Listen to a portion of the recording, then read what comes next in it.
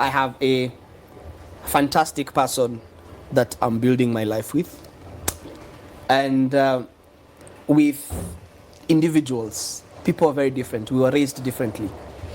There comes a time when there will be clashes between who you are and who you want to be, who the person is, who they want to be. And on that journey, mtagongana mahali. It has not been a smooth ride. And I am always open about it.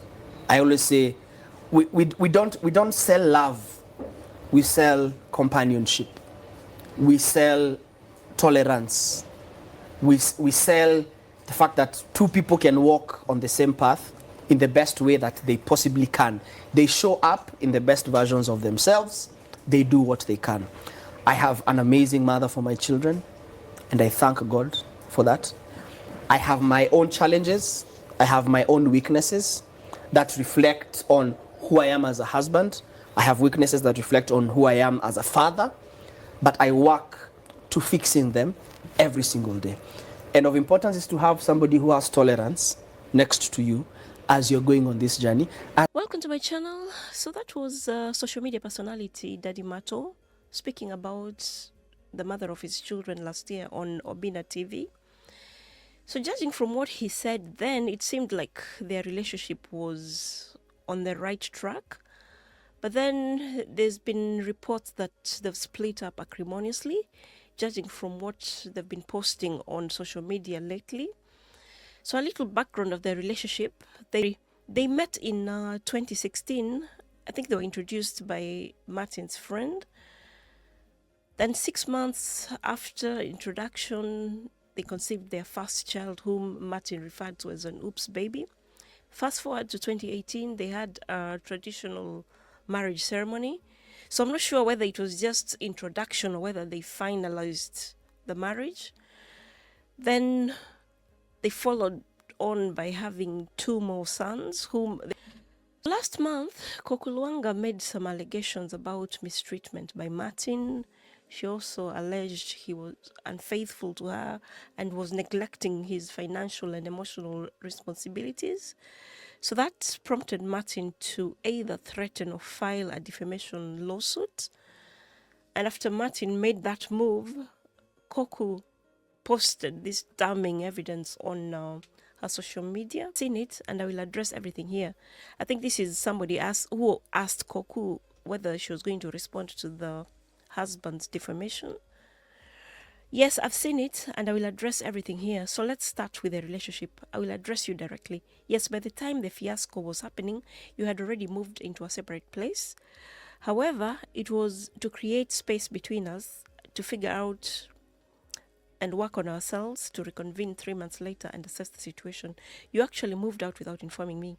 I left for work in the morning and came in the evening and found you had already packed, but without your clothes and everything else, just the office bed, shooting gadgets, and unfortunately, as I found out later, the children's documentation, which to date you have refused to share with me.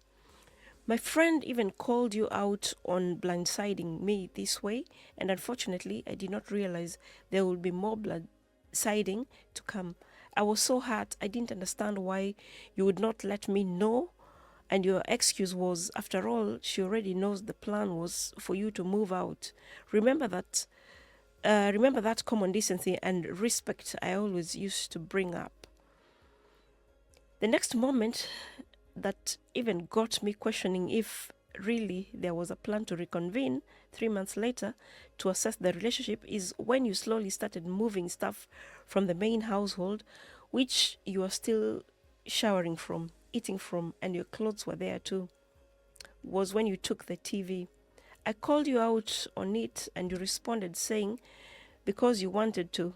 I asked what about the children. You pointed a small LG TV I found you with.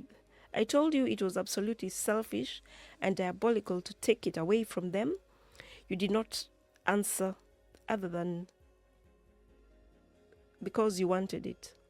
I asked why not take the smaller one instead.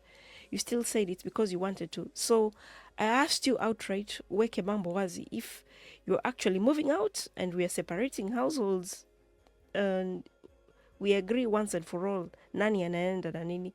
What did you tell me? To see you mention my mother's house as the source of our financial woes, she truly does not deserve that. Knowing how she and my dad came through for you, even in times you could not feed your family. My mother literally fed us for a year post Kwanjula. So for those who don't know what Kwanjula is, it's a traditional ceremony for introduction of a couple in Luganda. Because I think Koko is half Ugandan. So my mother literally fed us for a year post Kwanjula and the better part of 2019 when your industry had blackballed you and you could not find a set to work in. She sent groceries religiously for a year, to the effect even people would joke and tell us, waambie wakuje wazikulie huku. She would send gunias of food to you as you are her son as well and was supporting you in this difficult time you are going through. How sad that you have forgotten this and decided to taint something that should be a source of joy into something so shameful. Haya, let's actually break it down. My mother retired and gave you 2.6 million shillings, 300,000 as well. My dad sent you $2,000, not sure, but I'll confirm. Leave alone the 500,000 he gave you years prior to support you as his son and invest and pay back at whatever time. And kwa ustaarabu wake, he has never asked a coin back. And even after you beat me up, he did not go low as your father did. Neither has he asked for his money back. He was supposed to continue the mjengo from lintel, and the money was sufficient to do it. Unfortunately, you got conned by the unscrupulous construction person you took, and lots of money was lost. We literally begged you with the remaining money to not complete the rest of the house, just the functional parts. Mom to move in, and we complete it pole pole. You were adamant about completing it, and I was so thankful and would often really be in distress. When I'd see you stressed over it, I offered to come and help you man the construction while you took a break, but you were hesitant, and I thought it's because you really wanted to get it done. How then is it that you're throwing it back at our faces? It baffles me, kwa kweli. I felt so heavy in my heart, the burden you were carrying, and I remember telling our manager, I must make sure I get back into corporate for a steady income so that Mato aache kukua stressed for over erratic income ya influencer. Further, that December, ama in October, sikumbuki, I got paid for the iron sheets ad. I was so proud.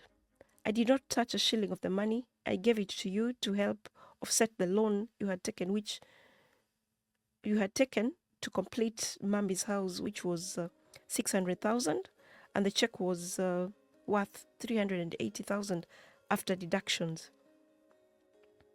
Isitoshe, I did an ad for a bank, and I gave you some of the cash as I kept some.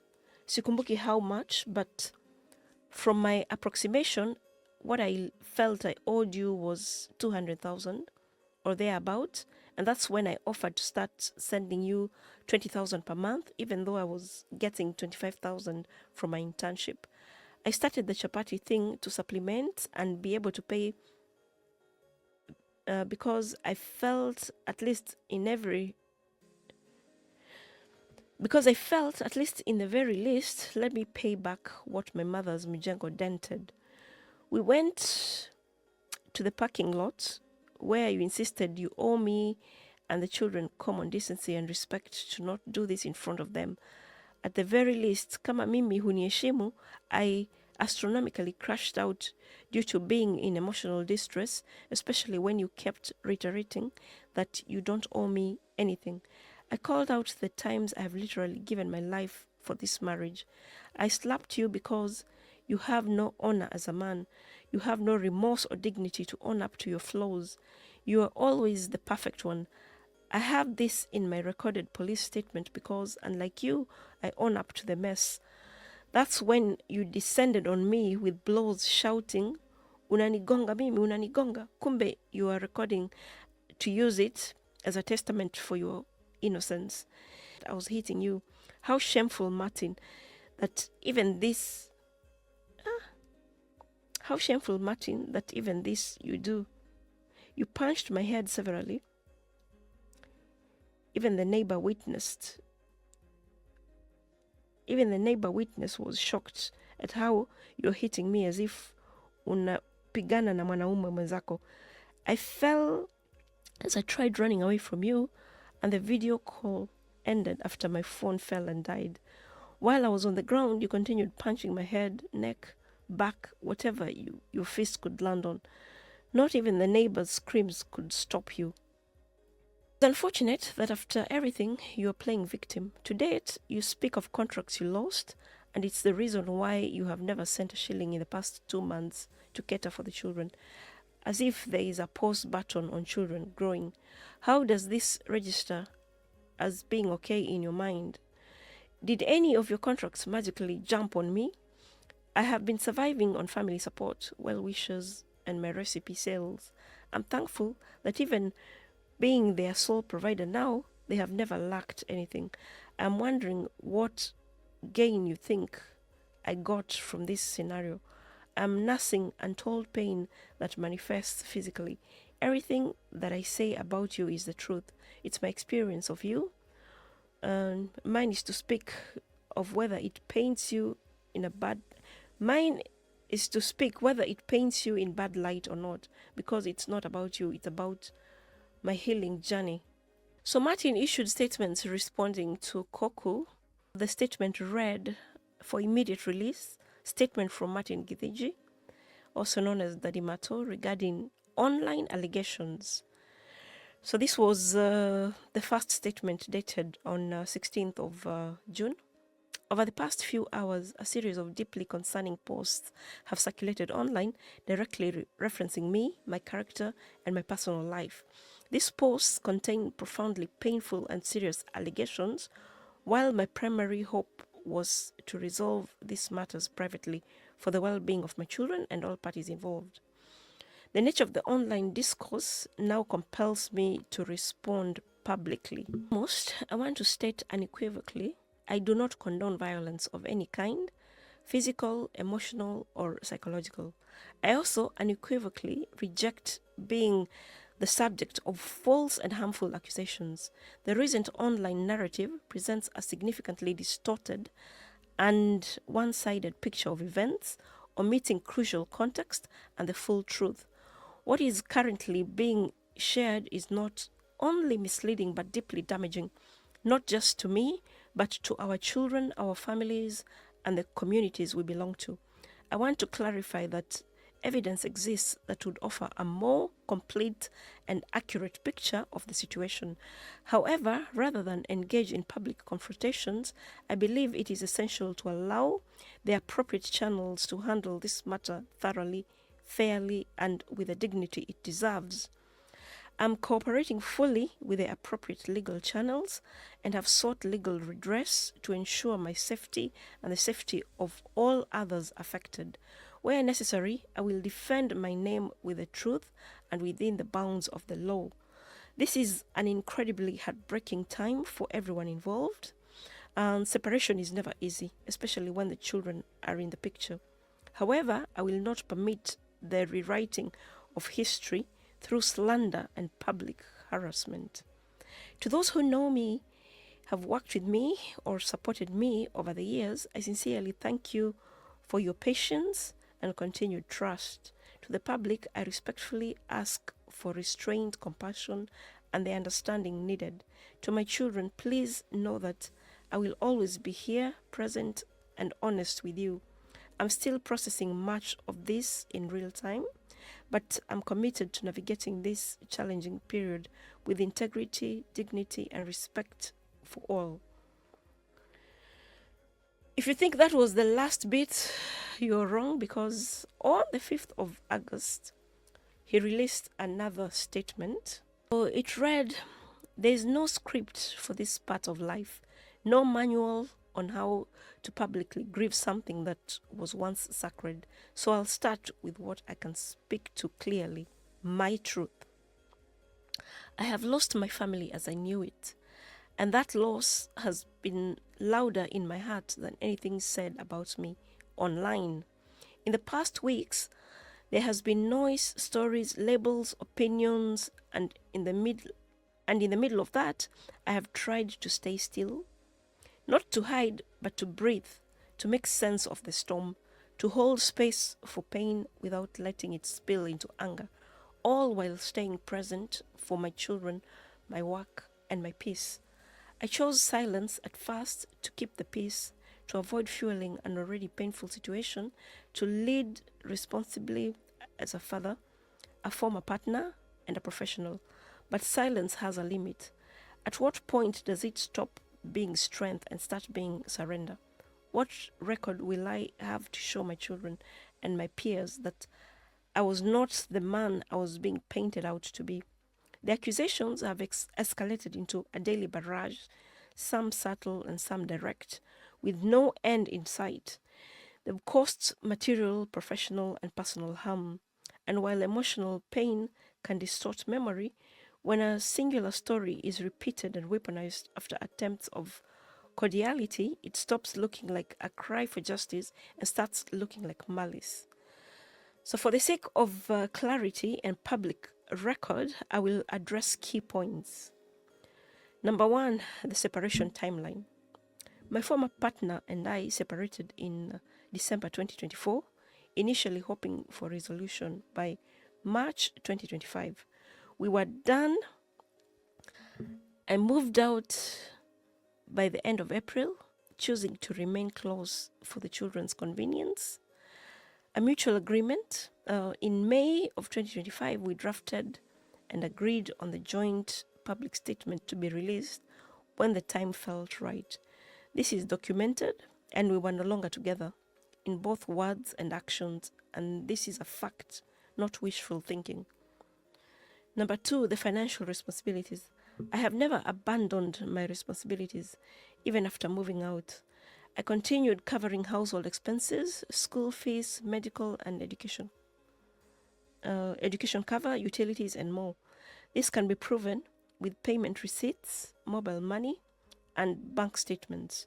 This was while still recovering from my July 2024 decision to step back from work to help complete her mother's house in Kerugoya, a project that required my intellectual, emotional, and physical commitment until November. When the available funds ran out, I took a loan to finish it, as it was at a critical stage with the hopes to recover when back to work. I unfortunately still carry that financial debt to date, and further owe content deliverables to collaborators, businesses who supported the project with goods and the services in exchange for marketing and promotion. So her contribution: in March of 2025, after securing an internship placement, she volunteered to contribute monthly towards repayment of the loan and to pay the nanny. I asked her to channel the loan repayment money to household costs as support for where our children lived. Later, after I moved out, I asked her to channel the same amount. I went on to make another post where he says, I will very easily adjust my life to accommodate your absence than to adjust my self-worth to accommodate your disrespect. And then he captioned, it turns out the hardest part wasn't disrespect. It was realizing how many people were comfortable watching it happen. At some point, silence stops being noble and starts becoming self-erasure. This isn't about vindication, it's about survival. Now healing can begin.